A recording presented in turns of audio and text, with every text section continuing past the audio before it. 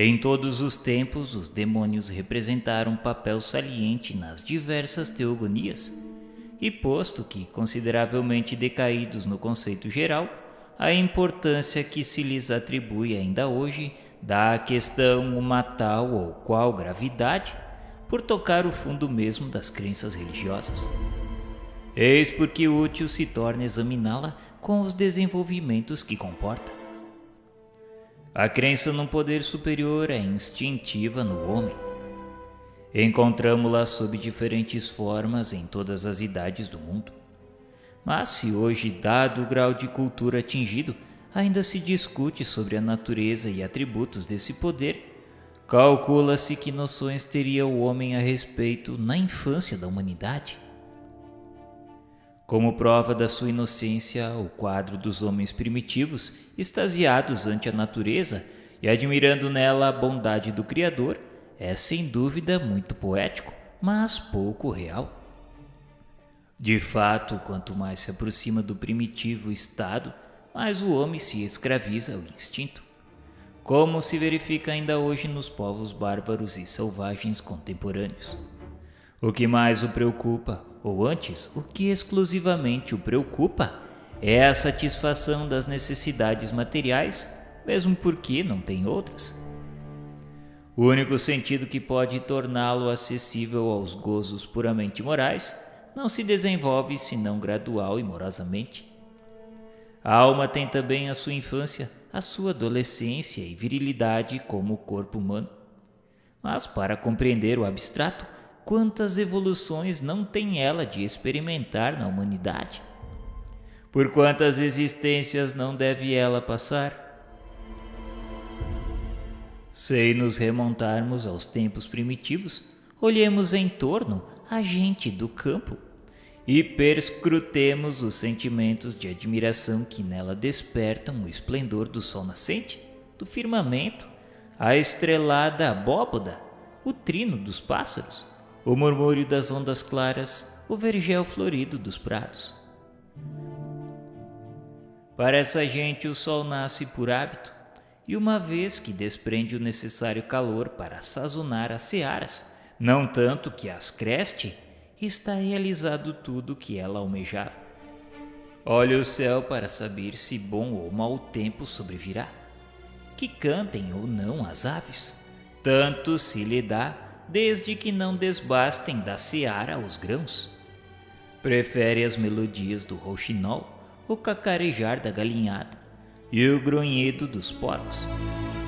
O que deseja dos regatos cristalinos oludosos é que não sequem nem inundem dos prados que produzam boa erva, com ou sem flores.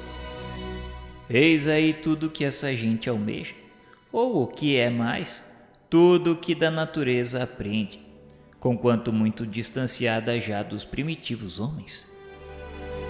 Se nos remontarmos a estes últimos, então surpreendê-los-emos mais exclusivamente preocupados com a satisfação de necessidades materiais, resumindo o bem e o mal neste mundo somente no que concerne a satisfação ou prejuízo dessas necessidades. Acreditando num poder extra-humano e porque o prejuízo material é sempre o que mais de perto lhes importa, atribuem-no a esse poder, do qual fazem, aliás, uma ideia muito vaga. E por nada conceberem fora do mundo visível e tangível, tal poder se lhes afigura identificado nos seres e coisas que os prejudicam. Os animais nocivos não passam para eles de representantes naturais e diretos desse poder. Pela mesma razão, vem nas coisas úteis a personificação do bem. Daí o culto votado a certas plantas e mesmo a objetos inanimados. Mas o homem é comumente mais sensível ao mal que ao bem. Este lhe parece natural, ao passo que aquele mais o afeta. Nem por outra razão se explica nos cultos primitivos as cerimônias sempre mais numerosas em honra ao poder maléfico. O temor suplanta o reconhecimento. Durante muito tempo o homem não compreendeu senão o bem e o mal físicos.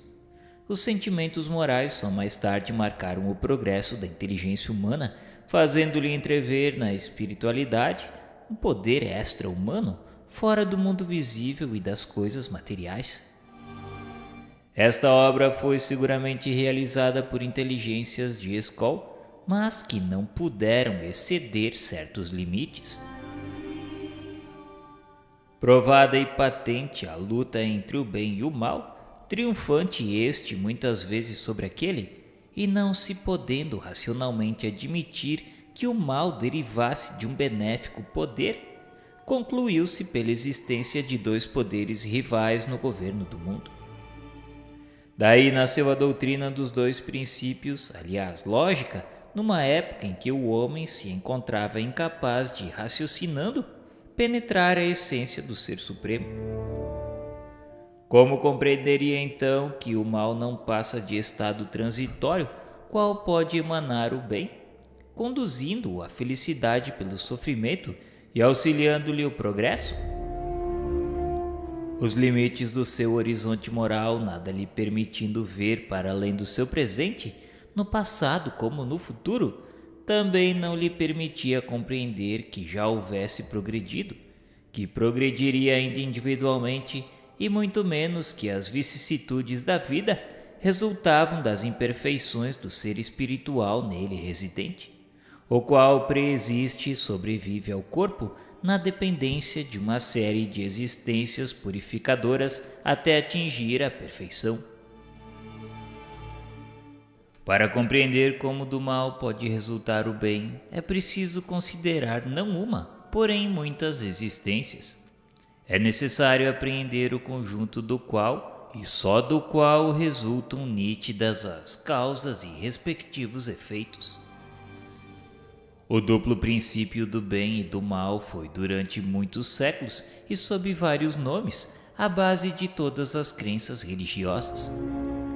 Vemos assim sintetizado em Oromazi e Arimani entre os persas, em Jeová e Satã entre os hebreus. Todavia, como todo soberano deve ter ministros, as religiões geralmente admitiram potências secundárias ou bons e maus gênios. Os pagãos fizeram deles individualidades com a denominação genérica de deuses e deram-lhes atribuições especiais para o bem e para o mal, para os vícios e para as virtudes. Os cristãos e os muçulmanos herdaram dos hebreus os anjos e os demônios. A doutrina dos demônios tem, por conseguinte, origem na antiga crença dos dois princípios. Compete-nos examiná-la aqui tão somente no ponto de vista cristão, para ver se está de acordo com as noções mais exatas que possuímos hoje dos atributos da divindade. Esses atributos são o ponto de partida, a base de todas as doutrinas religiosas. Os dogmas, o culto, as cerimônias, os usos e a moral, tudo é relativo à ideia mais ou menos justa, mais ou menos elevada que se forma de Deus, desde o fetichismo até o cristianismo. Se a essência de Deus continua a ser um mistério para as nossas inteligências, compreendemo-la, no entanto, melhor que nunca, mercê dos ensinamentos do Cristo. O cristianismo racionalmente ensina-nos que Deus é único, eterno, imutável, imaterial, onipotente, soberanamente justo e bom, infinito em todas as perfeições. Foi por isso que algures dissemos na primeira parte, no capítulo 6, na doutrina das penas eternas: se se tirasse a menor parcela de um só dos seus atributos, não haveria mais Deus, por isso que poderia coexistir um ser mais perfeito. Estes atributos, na sua plenitude absoluta, são, pois, o critério de todas as religiões, estalão da verdade de cada um dos princípios que ensinam. E para que qualquer desses princípios seja verdadeiro, preciso é que não encerre um atentado às divinas perfeições. Vejamos se assim é de fato na doutrina vulgar dos demônios. Satanás, o chefe ou o rei dos demônios, não é, segundo a Igreja, uma personificação alegórica do mal, mas uma entidade real, praticando exclusivamente o mal, enquanto que Deus pratica exclusivamente o bem. Tomemo-lo, pois, tal qual nulo representam. Satanás existe de toda a eternidade como Deus, ou ser-lhe-á posterior? Existindo de toda a eternidade é incriado, e por consequência igual a Deus. Este Deus, por sua vez, deixará de ser único, pois haverá um Deus do mal. Mas se lhe for posterior, nesse caso passa a ser uma criatura de Deus, como tal, só praticando o mal por incapaz de fazer o bem e tampouco de arrepender-se. Deus teria criado um ser votado exclusivamente e eternamente ao mal. Não sendo o mal obra de Deus, seria contudo de uma das suas criaturas, e nem por isso deixava Deus de ser o autor, deixando igualmente de ser profundamente bom. O mesmo se dá exatamente em relação aos seres maus chamados de demônios. Tal foi por muito tempo a crença nesse sentido. Hoje dizem que Deus é a bondade e santidade por excelência. Não os havia criado perversos e mal. A mão paternal que se apraz imprimir em todas as suas obras o cunho de infinitas perfeições, cumulara-os de magníficos predicados. As qualidades eminentíssimas de sua natureza juntara as liberalidades da sua graça. Em tudo os fizera iguais aos espíritos sublimes de glória e felicidade. Subdivididos por todas as suas ordens e adstritos a todas as classes, eles tinham o mesmo fim e idênticos destinos. Foi seu chefe o mais belo dos arcanjos. Eles poderiam até ter alcançado a confirmação de justos para todos sempre e serem admitidos ao gozo da bem-aventurança dos céus. Este último favor, que deverá ser o complemento de todos os outros, constituía o prêmio da sua docilidade. Mas dele desmereceram por insensata e audaciosa revolta. Qual foi o escolho da sua perseverança? Que verdade desconheceram? Que ato de adoração de fé recusaram a Deus? A Igreja e os anais das Santas Escrituras não nolo dizem positivamente, mas certo parece que não aqueceram a mediação do Filho de Deus, nem a exaltação da natureza humana em Jesus Cristo. O Verbo divino Criador de todas as coisas é também o mediador e salvador único na terra como no céu. O fim sobrenatural não foi dado aos anjos e aos homens senão na previsão de sua encarnação e méritos, pois não há proporção alguma entre a obra dos espíritos eminentes e a recompensa que é o próprio Deus. Nenhuma criatura poderia alcançar tal fim sem esta maravilhosa e sublime intervenção da caridade.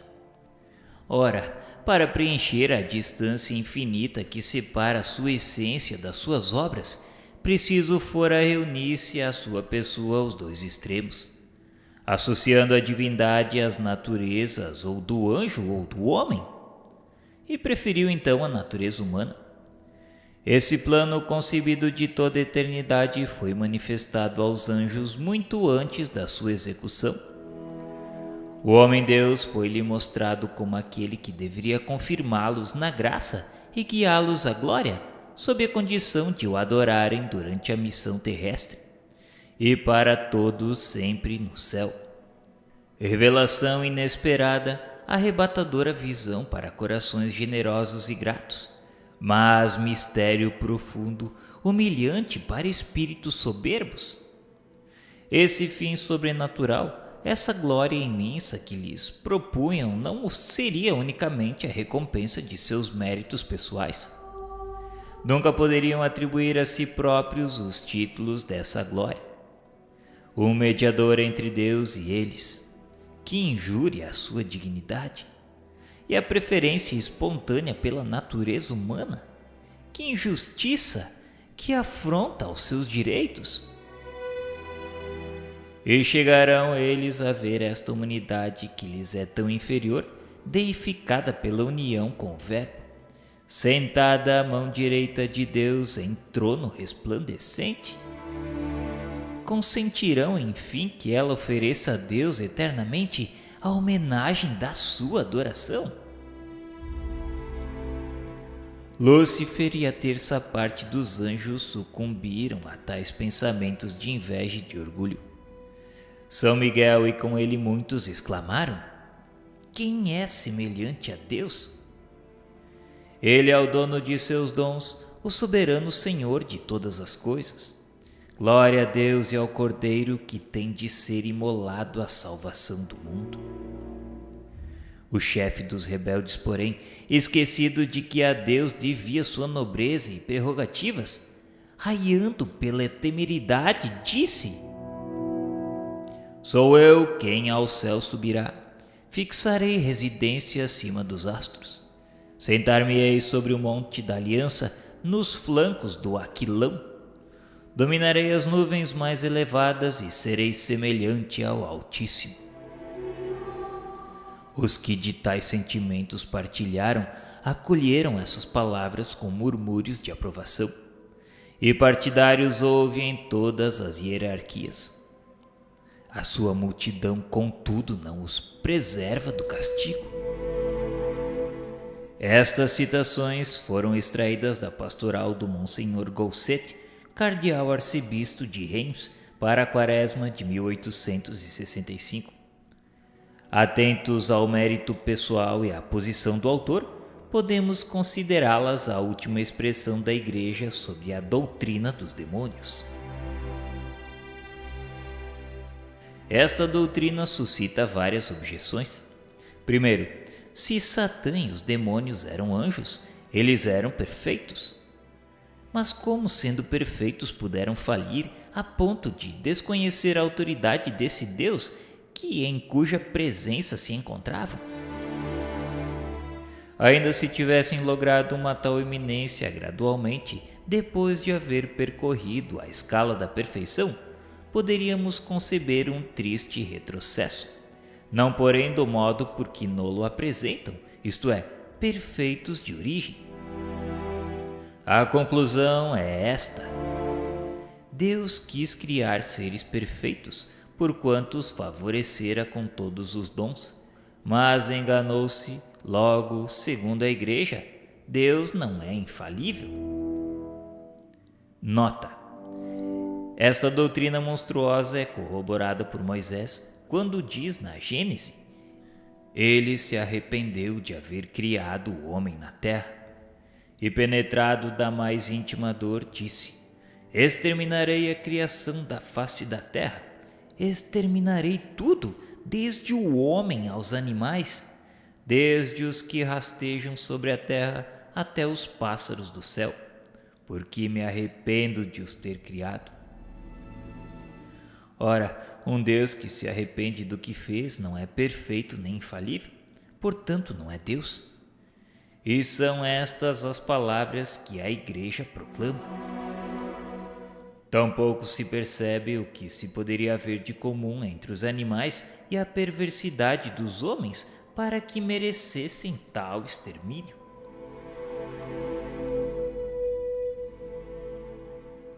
Segundo, pois que nem a Igreja e nem os sagrados anais explicam a causa da rebelião dos anjos para com Deus, e apenas não como problemática, quase certa, a relutância no reconhecimento da futura missão do Cristo. Que valor, perguntamos, que valor pode ter o quadro tão preciso e detalhado da cena então ocorrente?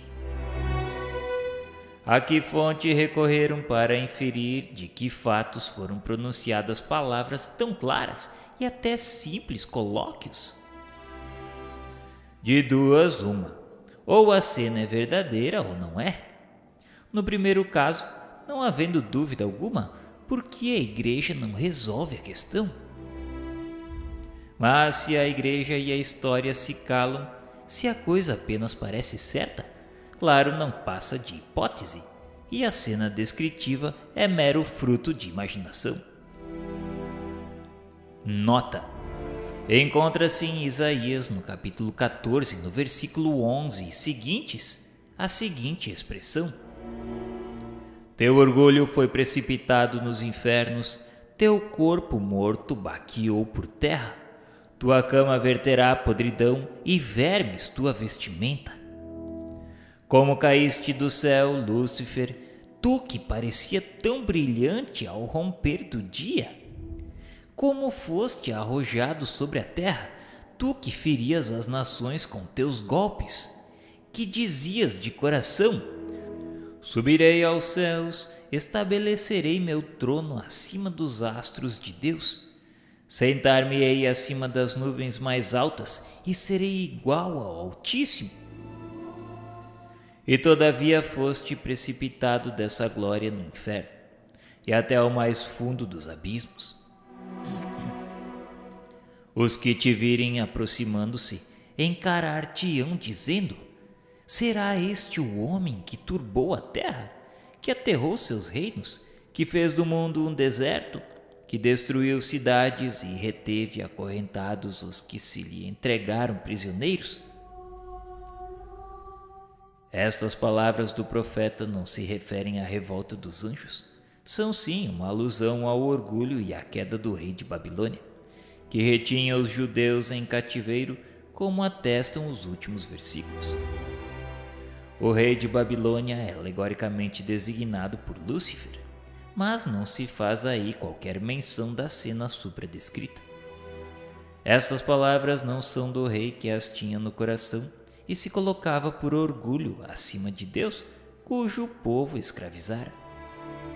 A profecia da libertação do povo judeu, da rainha de Babilônia e do destroço dos assírios é, ao demais, o assunto exclusivo desse capítulo.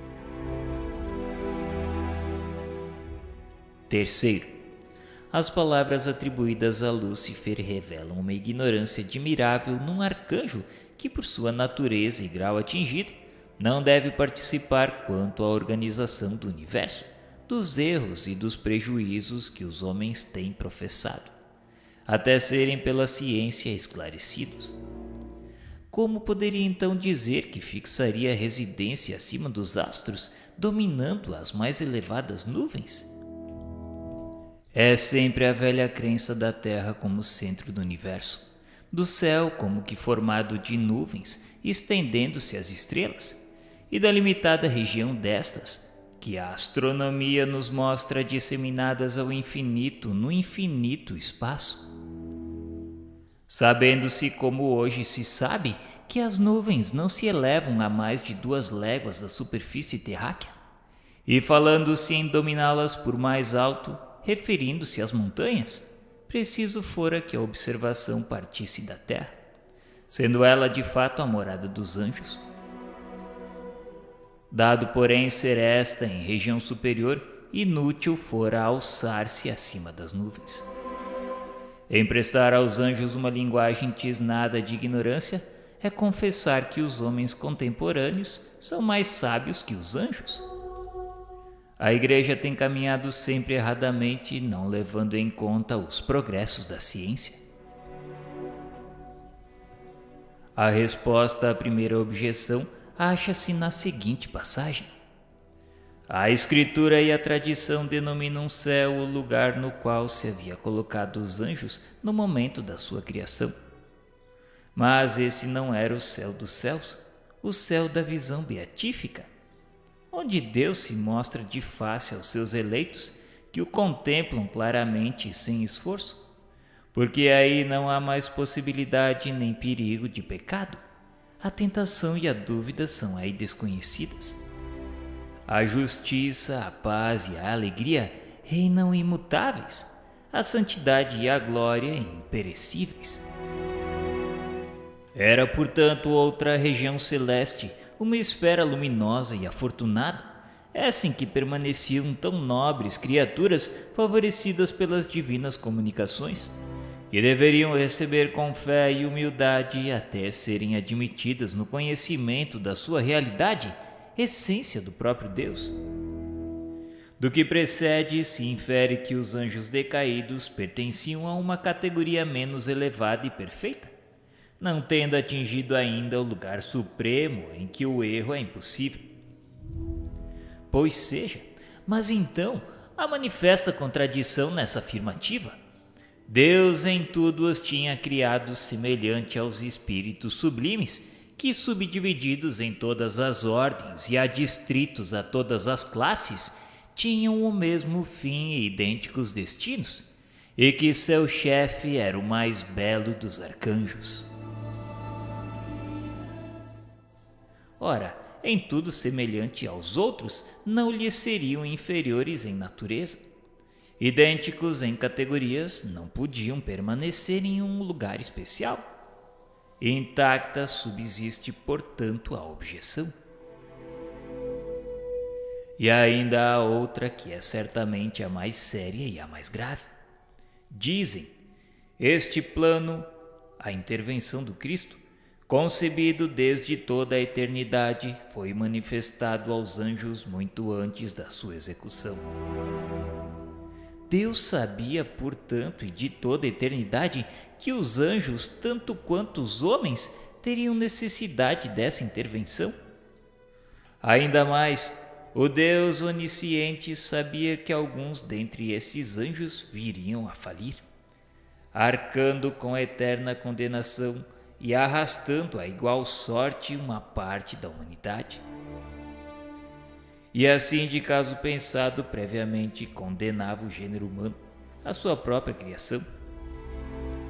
Deste raciocínio não há fugir, porquanto de outro modo teríamos que admitir a inconsciência divina, apregoando a não presciência de Deus. Para nós é impossível identificar uma tal criação com a soberana bondade. Em ambos os casos, vemos a negação de atributos sem a plenitude absoluta dos quais Deus não seria Deus. Admitindo a falibilidade dos anjos como a dos homens, a punição é consequência, aliás, justa e natural, da falta. Mas se admitirmos concomitantemente a possibilidade do resgate, a regeneração, a graça após o arrependimento e a expiação, tudo se esclarece e se conforma com a bondade de Deus. Ele sabia que errariam, que seriam punidos, mas sabia igualmente que tal castigo temporário seria um meio de lhes fazer compreender o erro, revertendo ao fim em benefícios deles. Eis como se explicam as palavras do profeta Ezequiel. Deus não quer a morte, porém a salvação do pecador. A inutilidade do arrependimento e a impossibilidade de regeneração, isso sim importaria a negação da divina bondade. Admitida tal hipótese, poder-se-ia mesmo dizer, rigorosa e exatamente, que estes anjos, desde a sua criação, visto Deus não poder ignorá-lo, foram votados à perpetuidade do mal e predestinados a demônios para arrastarem os homens ao mal. Vejamos agora qual a sorte desses tais anjos e o que fazem. Mal apenas se manifestou a revolta na linguagem dos espíritos, isto é, no arrojo dos seus pensamentos, foram eles banidos da celestial mansão e precipitados no abismo. Por estas palavras entendemos que foram arremessados a um lugar de suplícios no qual sofrem a pena de fogo, conforme o texto do Evangelho, que é a palavra mesma do Salvador. Ide malditos ao fogo eterno preparado pelo demônio e seus anjos.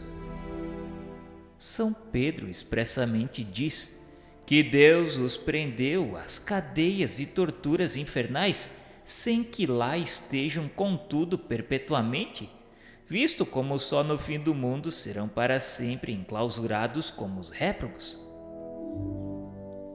Presentemente, Deus ainda permite que ocupem lugar nessa criação a qual pertencem na ordem de coisas idênticas à sua existência, nas relações, enfim, que deveriam ter com os homens e das quais fazem o mais pernicioso abuso.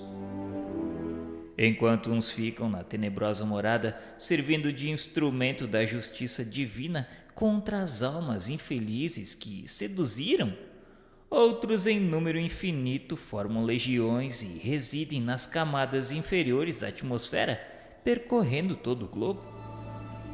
Envolvem-se em tudo que aqui se passa, tomando mesmo parte muito ativa nos acontecimentos terrenos. Quanto ao que diz respeito às palavras do Cristo sobre o suplício do fogo eterno, já nos explanamos no capítulo 4, intitulado O Inferno.